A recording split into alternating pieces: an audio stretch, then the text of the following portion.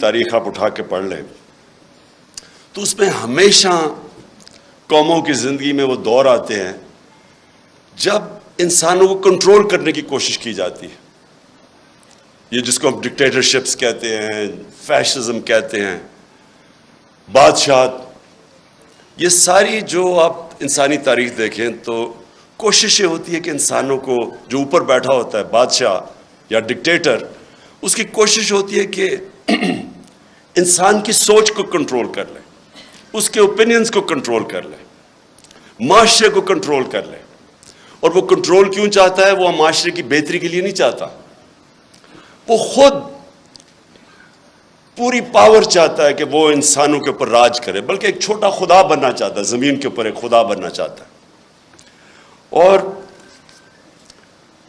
انسانی تاریخ میں یہ بھی چیز ہے کہ زیادہ تر وہ معاشرے اوپر گئے ہیں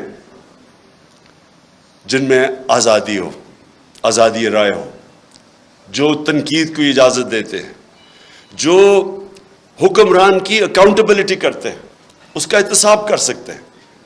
اور یہ اگر آپ اسلام کی تاریخ پہلے دیکھ لیں، میں سب سے پہلے تو سے شروع کرتا ہوں کہ ریاست مدینہ کے اندر دو انسیڈنسز ہیں. ایک کہ حضرت علی رضی اللہ تعالیٰ ایک یہودی شہری سے کیس ہار جاتے ہیں کیونکہ قاضی ان کی گواہی قبول نہیں کرتا. سو اس سے دو چیزیں سامنے آتی ہیں. ایک تو مائنورٹیز، اقلیت کی کیا پوزیشن تھی اسلام میں، برابر کے شہری تھے. اور دوسری یہ کہ عام شہری بھی خلیفہ وقت کے سامنے کھڑا ہو سکتا ہے اور کیس جیت سکتا ہے. یہ آج بھی دنیا کے اندر آپ اگر کہیں بھی دنیا کے کوئی بھی ملک لے لیں، آج بھی یہ نہیں پاسبل. سو وہ ایک آزاد معاشرے کے اندر ایک قوم اٹھی تھی. اور میں اس لیے لوگوں کو بار بار، کیونکہ بڑی بدقسمتی ہے ہمارے، میں جب ایچ ایس این کالج، میرے ماں باپ نے اتنا پیسہ خرچ کیا، میں جب وہاں سے نکلا تو مجھے اپنی تاریخ کا کوئی آئیڈیا نہیں تھا، مجھے اسلام کی تاریخ کا آئیڈیا نہیں تھا.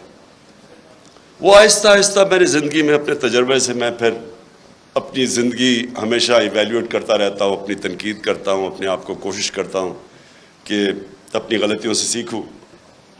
تو میں نے جب دو معاشرے، برطانیہ جدھر میں نے 20 سال گرمیاں گزاری اور پاکستان، تو میں دونوں معاشروں کو جب اینالائز کرتا رہتا تھا تو میں خود کئی چیزوں کے اوپر کئی نتیجوں میں پہنچا.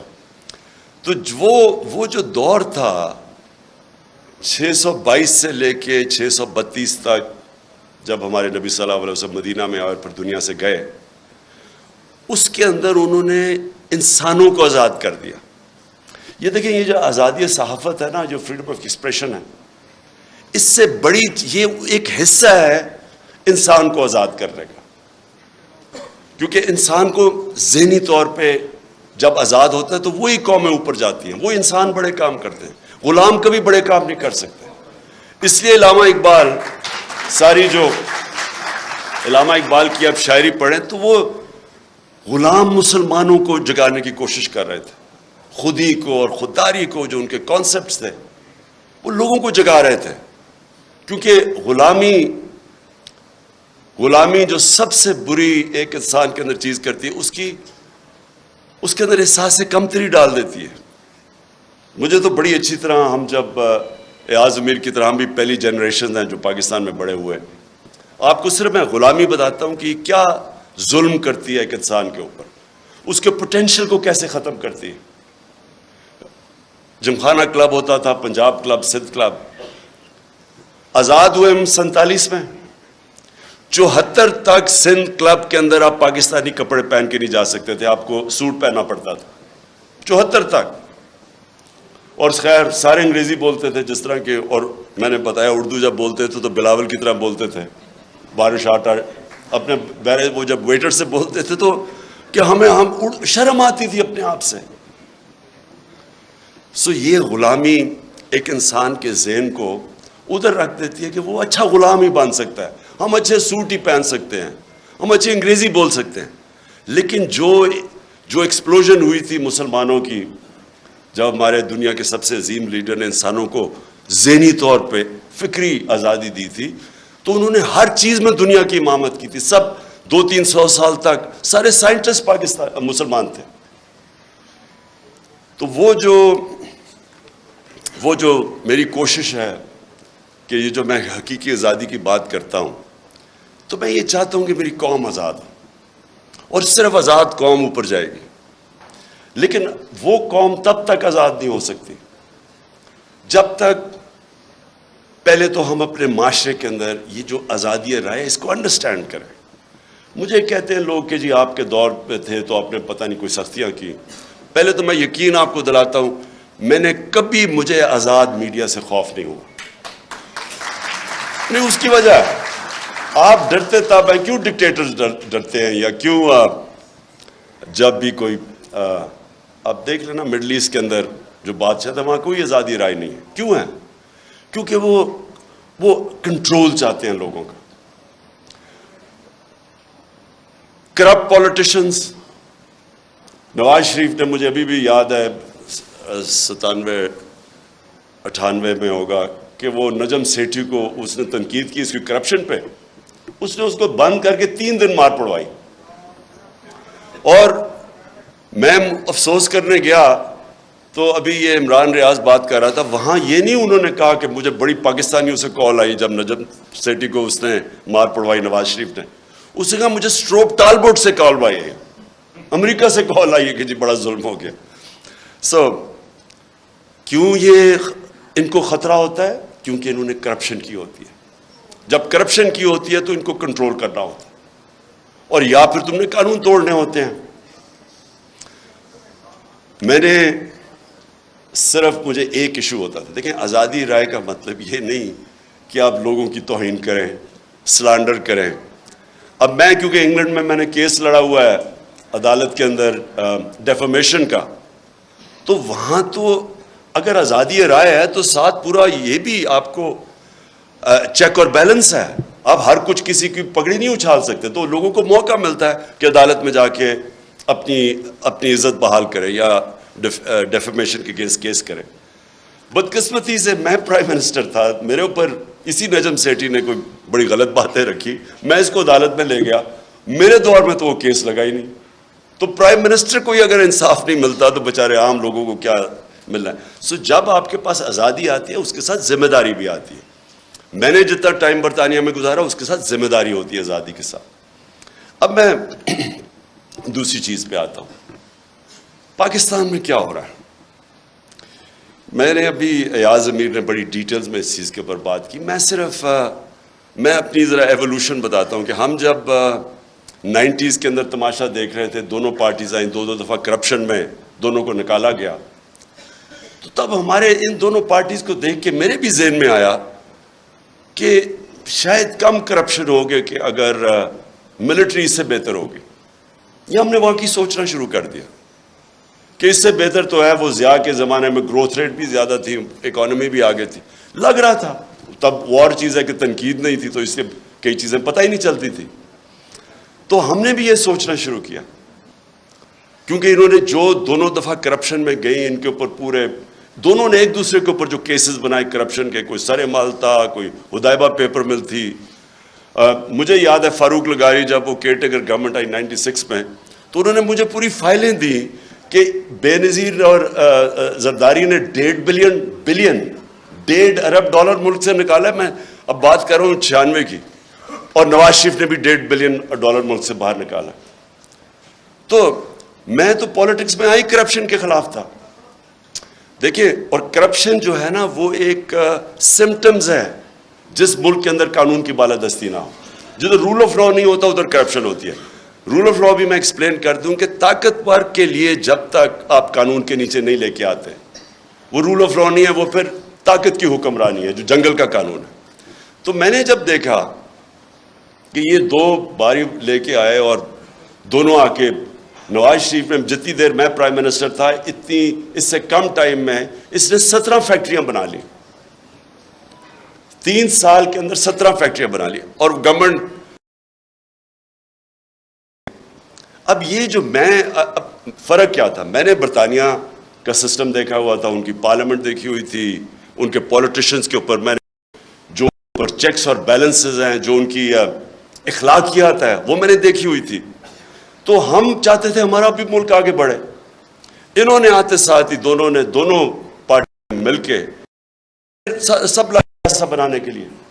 تو میں آیا تھا کرپشن کے خلاف, اور آپ جب مشرف کا دور آیا تو مجھے یاد ہے جنرل امجد نے فائلیں دکھائی ان کی چوری کے اوپر, بتایا کہ انہوں نے کتنی کرپشن کی ہوئی ہے.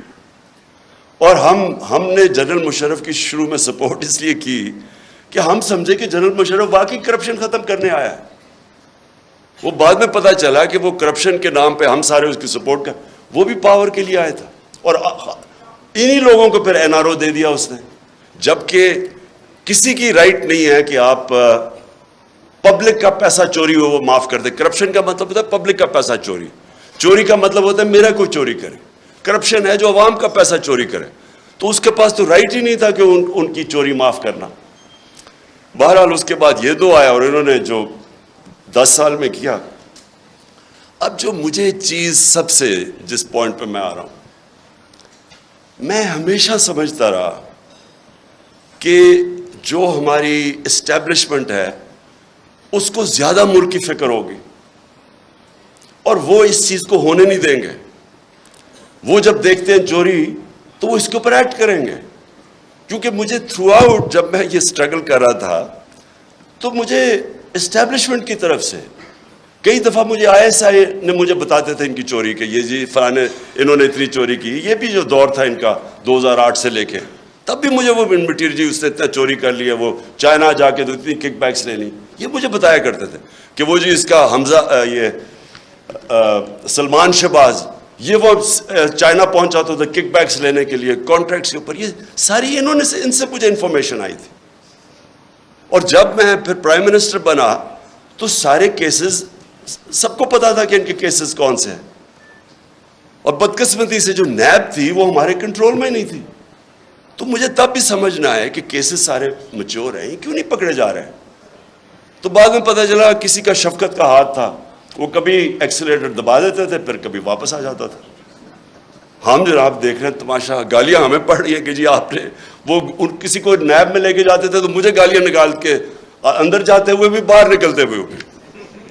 لیکن ہمارا ہاتھ میں, میرے ہاتھ میں نیب کدھر تھی. میں تو کہا اگر میرے ہاتھ میں نیب ہوتی تو یہ بڑے آرام سے کم از کم 15-20 لوگوں سے ہم اربوں روپیہ نکال لیتے ان کو جیلوں میں ڈال کے. اچھا اب جناب یہ اپریل میں جو ہوا, میں جو میرے ذہن میں جو شوق ہے, چلیں ہم یہ نہیں کسی کو اکیوز کرتے کہ وہ ایک سازش کا حصہ تھی, لیکن میں یہ سوال پوچھتا ہوں اسٹیبلشمنٹ سے کہ آپ نے ان لوگوں کو کیسے ہمارے ملک کے اوپر مسلط ہونے دیا جبکہ آپ خود ہی بتاتے تھے کہ ان کی کتنی چوری ہے. اس کا تو یہ مطلب کہ چوری آپ کے لیے بری چیز نہیں ہے. اور میں اس لیے ایک ملک میں یہ میں نے کیا تھا العالمین اتھارٹی بنا, کیونکہ جو امر بالمعروف ہے وہ ایک معاشرے کا کارنر سٹون ہوتا ہے. ایک معاشرہ جب کھڑا ہوتا ہے اور برائی کے خلاف کھڑا ہوتا ہے تو معاشرہ فائٹ کرتا ہے برائی, کرپشن کو معاشرہ فائٹ کرتا ہے. لیکن جب آپ برائی کو برائی نہ سمجھیں, کرپشن بری چیز ہی نہیں ہے, چوری بری چیز نہیں ہے, تو محنت کون کرے گا آپ کے معاشرے میں؟ اگر آپ نے معاشرہ اپنا تباہ کرنا ہے, آپ کو کوئی ایٹم بم پھینکنے کی ضرورت نہیں ہے, صرف اخلاقیات ختم کر دیں, اچھے برے کی تمیز ختم کر دیں. مولانا رومی کی بڑی فیمس سینگ ہے, اب کسی نے پوچھا مولانا صاحب ایک قوم کیسے مرتی ہے؟ انہوں نے 2 درختوں کا بتایا, ایک بڑا خوشبودار اور ایک بڑا برا درخت. انہوں نے کہا جب ایک قوم ان کے اندر فرق کرنا ختم کر دیتی ہے, اچھے برے کی تمیز ختم کرتی ہے, قوم مر جاتی. اس لیے ہی جو مدینہ کی ریاست تھی وہ امر بالمعروف پہ کھڑی ہوئی تھی. سارے معاشرے کو حکم کیا گیا تھا کہ آپ نے برائی کے خلاف کھڑے ہونا ہے. اب میں نے انگلینڈ کے اندر یہ دیکھا ہے, میں امر بالمعروف پہ وہ چل رہے ہیں. آپ کو میں بتاؤں کہ ان کا ایک بہت بڑا نام تھا لارڈ جیفری آرچر, بڑا مارگریٹ تھیچر کا رائٹ ہینڈ, ان کی پرائم منسٹر کا رائٹ ہینڈ آدمی تھا. ہر جب ان کی ساری سوشل कैलेंडर के ऊपर वो था, उसकी हमेशा उसकी अखबारों में उसकी मूवमेंट्स आती थी। उसने एक अदालत के अंदर उसने एक झूठ बोल दिया, केस था डेफेमेशन का, उसने झूठ बोल दिया। आप सोचें कि इतना ताकतवर आदमी, उसने झूठ बोला, 3 साल जेल डाला उसे, और जब वो जेल से बाहर निकला किसी घर कोई उसे इनवाइट नहीं करता था। वो जो इतना पॉपुलर आदमी था उसको कोई इनवाइट नहीं करता था। अवाम ने फैसला किया कि जनाब इसने गलती की है, इसने, और क्या किया, झूठ बोला। अब यहां सोचे कि लंदन तो थोड़े, पाकिस्तान भी में मेरी कोई प्रॉपर्टी नहीं है, और उसके ऊपर फूल फेंके जा रहे हैं। वो जाके उधर जाके वो दूसरा वाला कह रहा है कि यानी कतरी खत जो एक अपनी अरबों रुपए की प्रॉपर्टीज के लिए एविडेंस प्रेजेंट कर दे और उसको कोई फर्क ही ना पड़े मुल्क में। एक बर्नी मैडॉफ मल्टी बिलियनर बन गया अमेरिका के अंदर। उसके बाद उसे पता चला कि जी बर्नी मैडॉफ ने जो पैसा बनाया था वो एक पॉन्जी स्कीम थी, यानी एक फ्रॉड से बनाया था। उसके 2 बेटे थे और बीवी, उनको भी नहीं पता था। जैसे ही पता चला उनको कि ये फ्रॉड में पकड़ा गया, जब उसे पकड़ा, एक बेटे ने खुदकुशी कर ली, मतलब कि मैं माशरे में नहीं अब रह सकता। दूसरा बेटा सॉलिटरी, यानी अपने आप को उसने आइसोलेट कर दिया और 2 साल के बाद मर गया। बीवी ने तलाक दे दी, यानी उसकी अपनी फैमिली ने उसको डिसोन कर दिया। सिंगापुर के अंदर 2 ली कुआन यू, जो सिंगापुर का बड़ा स्टेट्समैन था, 2 उसके वजीरों में जब करप्शन में पकड़ गए खुदकुशी कर ली। देखें, माशरा, जब माशरा क्राइम फाइट करता है तब क्राइम आप जीतते हैं। अब मैं जब था, आप जी फलाने ने पैसा उधर कर लिया, उसने इधर कर दिया, किस किस को पकड़ेंगे आप, जब तक माशरे के अंदर आप ये अच्छे बुरे की तमीज नहीं देंगे। और इधर मीडिया का बहुत बड़ा हाथ है। अब मुझे, अभी आपने बात की कि जी देखें कोई सच फलाने के लिए और कोई सच इमरान खान के लिए, ठीक कह रहे हैं, ये बिल्कुल आप ठीक कह रहे हैं कि गवर्नेंस, कोई कहेगा कि इमरान खान की बेहतर है, कोई कहेगा शहबाज शरीफ की बेहतर है, कह सकते हैं, क्योंकि डिफरेंट ओपिनियंस है। कोई कहेगा कि इकोनॉमी उस टाइम में बेहतर थी, कोई कहेगा मेरे टाइम में, ये बिल्कुल ठीक है। लेकिन जब कोई लोग करप्शन के अंदर 16 अरब रुपए की corruption open and shut case में, अगर एफआईए को उसका अंडर ट्रायल है, उसको आप कैसे कह सकते हैं कि जी वो मेरी राय और फर्क है और उसकी राय फर्क है? वो तो इसका मतलब कि जब अब नवाज शरीफ झूठ बोल के 4 अरब रुपए की प्रॉपर्टीज है लंदन के अंदर जिधर हैं, उसके बेटे ने एडमिट किया कि ये बेनिफिशियरी ओनर इन प्रॉपर्टीज की मरियम नवाज है। मरियम नवाज जब छोटी थी, जब प्रॉपर्टीज नहीं, इसका मतलब नवाज शरीफ का पैसा है। क्या वजह है कि आज तक उसको कई लोग लीडर मानते हैं, बल्कि स्कीम पूरी एक कोशिश हो रही है कि उसको पाकिस्तान के अंदर फिर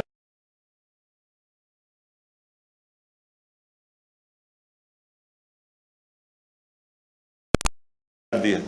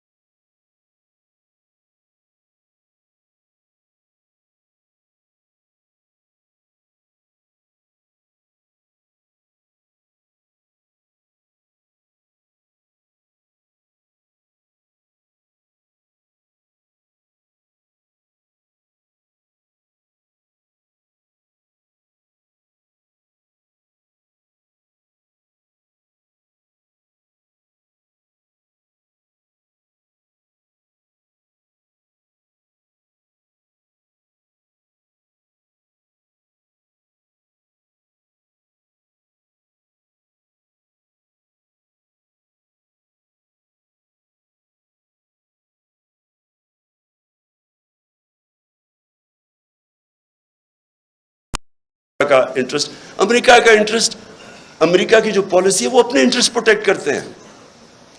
उनका है कि जी वो पाकिस्तान हमेशा एक टेलीफोन करो तो जो काम करवाना चाहे यहां से करने के लिए तैयार है। इसका ये नहीं मतलब कि अगर आज میں کہتا ہوں کہ بیسز نہیں دے رہے، یا میں کہتا ہوں میں نے روس یہ نہیں کہ میں اینٹی امریکن ہوں، میں ان کا اپنا انٹرسٹ ہے، ہمارا کام ہے اپنے لوگوں کے انٹرسٹ پروٹیکٹ کرنا، یہ اینٹی نہیں ہے، لیکن ان کو اتنی عادت پڑی ہوئی ہے یہاں کہ یہ ہاتھ باندھ کے سامنے کھڑے ہو جاتے ہیں. تو میں یہ مجھے ایشو ہے کہ کیسے ایک باہر سے، ہمیں پتہ ہے ڈونلڈ لو، وہ تو سب کے پاس اس کا جو سائفر تھا وہ تو سب کے پاس ہے، وہ تو آرمی چیف کے پاس بھی گیا تھا، پریزیڈنٹ پاکستان کے پاس بھی گیا، میرے پاس آیا، فورن آفس کے پاس، تو وہ تو ہمارے پاس پتہ تھا کہ وہ ایک انڈر سیکرٹری کہتا ہے کہ عمران خان کو اگر نہیں ہٹاؤ گے تو کانسیکوینسز ہوں گے پاکستان کے لیے. لیکن میں حیران ہوں کہ جب یہ بھی پتہ تھا کہ باہر سے سازش ہے، یہ بھی پتہ تھا کہ ہمارے لوگوں کو پیسے دے کے خریدا جا رہا ہے، اور یہ بھی پتہ تھا کہ چور ریپلیس کرنے والے ہیں جن کے اوپر کرپشن آپ کے دور میں کیسز بنے ہوئے ہیں، پھر کیسے ان کو اس ملک پہ مسلط ہونے دیا؟ کیونکہ اسٹیبلشمنٹ کے پاس پاور ہے، ان کے پاس اس وقت سب سے زیادہ پاور ہے، تو پاور کے ساتھ ذمہ داری آتی ہے. یہ نہیں ہو سکتا کہ پاور آپ کے پاس ہے اور ذمہ داری کسی اور کے پاس ہے. اتھارٹی اور پاور ساتھ ساتھ جاتے ہیں. جب یہ اوپر آئے ہیں تو آپ جتنا مرضی کہیں ہم نیوٹرل ہیں، جو مرضی آپ کہیں ہم نیوٹرل ہیں، تاریخ کے اندر لوگ آپ کو بلیم کریں گے یہ جو ملک کے ساتھ کیا ہے.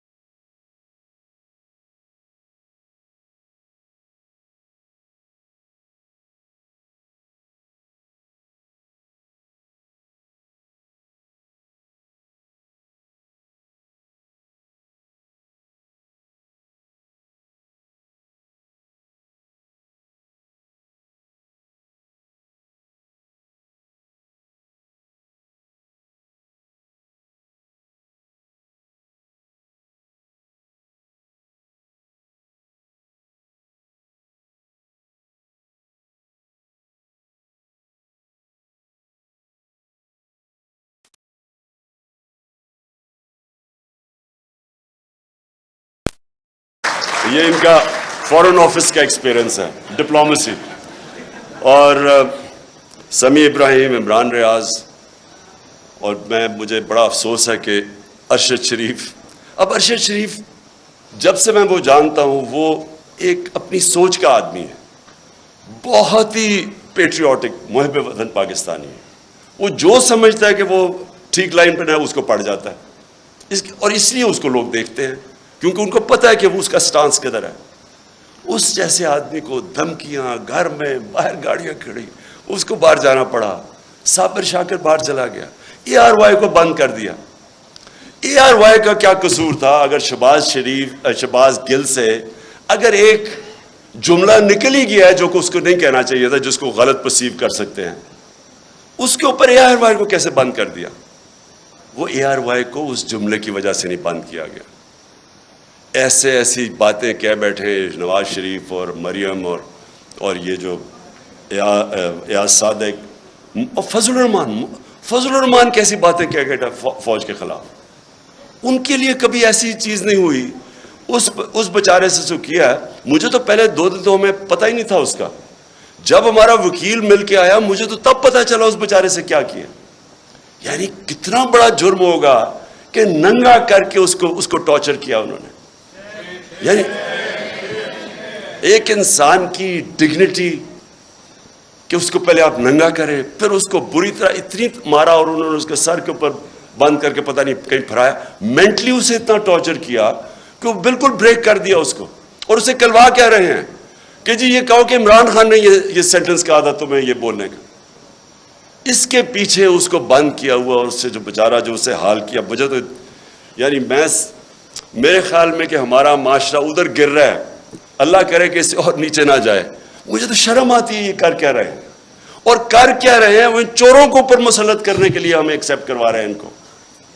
सबसे खौफनाक चीज ये है, अच्छा कोई बहुत बड़ा मंसूबा हो, कोई पाकिस्तान की बेहतरी हो, चले जी हम ये ऑपरेशन भी टॉलरेट कर लें।